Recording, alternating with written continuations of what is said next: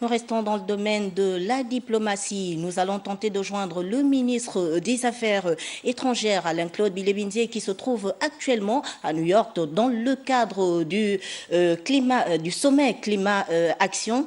Monsieur le ministre, les questions environnementales, quelle stratégie pour maintenir le cap et convaincre le monde au cours de ces travaux? Il va être difficile de convaincre le monde au cours des présents travaux. Une chose est certaine, c'est que le Gabon a engagé un certain nombre de politiques publiques et de réformes dans la protection et la préservation de la biodiversité. Et vous savez que les décisions prises sous le président Omar Bongo Ondimba déjà concernant les parcs nationaux, tout comme les décisions amplifiées par le président Ali Bongo Ondimba, s'agissant notamment de la question du plan climat, de l'adhésion à l'accord de Paris, c'est ce que nous amplifions comme message. Et pour cela, nous pouvons nous féliciter du travail accompli par différents gouvernements sous différents ministres en charge de ce dossier environnement, qui est un dossier très important.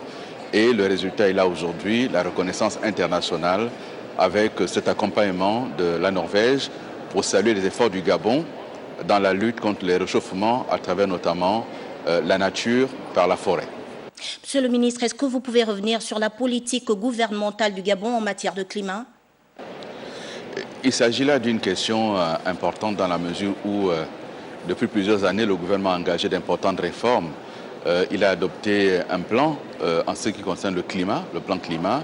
Il a adopté un plan d'affectation des terres et il a adopté toute une loi sur le développement durable. Cela veut dire qu'aujourd'hui, nous avons fait en sorte que sur le plan des textes, notre pays soit prêt à affronter les nouveaux défis.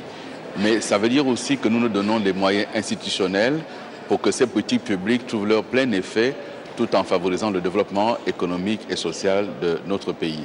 Et c'est ce qui est en œuvre actuellement sous l'impulsion du chef de l'État Ali Bongo Ondimba et mis en œuvre par les gouvernements. Mais dès lors, comment se fera la répartition?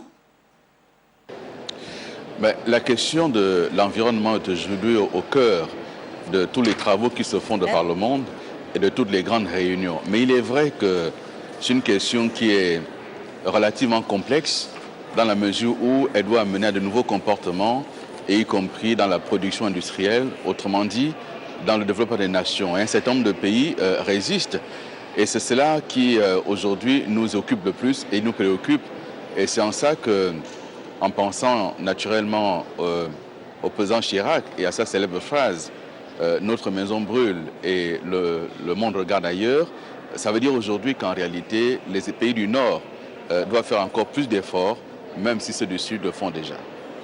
Ce que nous garderons de Jacques Chirac, c'est qu'il a été un ami du Gabon et un ami de l'Afrique. Jacques Chirac est venu au Gabon rencontrer Omar Bongo Ondimba et il est venu au Gabon également au décès de Omar Bongo Ondimba. Et les Gabonais ont gardé de lui une image plus que positive. C'était un ami du Gabon et de l'Afrique. Il a beaucoup fait et c'était un homme qui n'a pas beaucoup parlé de lui, mais il a fait énormément dans le domaine des arts et de la culture. C'est à lui que l'on doit le musée du Quai Branly et qui a fait en sorte que les arts premiers ne soient plus seulement les arts primitifs. Il l'a fait. Jacques Chirac est également quelqu'un qui s'est beaucoup engagé sur la question de l'environnement. Et comme nous sommes aujourd'hui à New York, dans le cadre de la 74e session de l'Assemblée générale des Nations Unies, la question de l'environnement est au cœur des préoccupations et la célèbre phrase de Chirac reste comme un élément testamentaire. Notre maison brûle et nous regardons ailleurs. Il faut cesser de regarder ailleurs et surtout cesser de mettre de l'huile sur le feu devant cette maison qui brûle et qui convient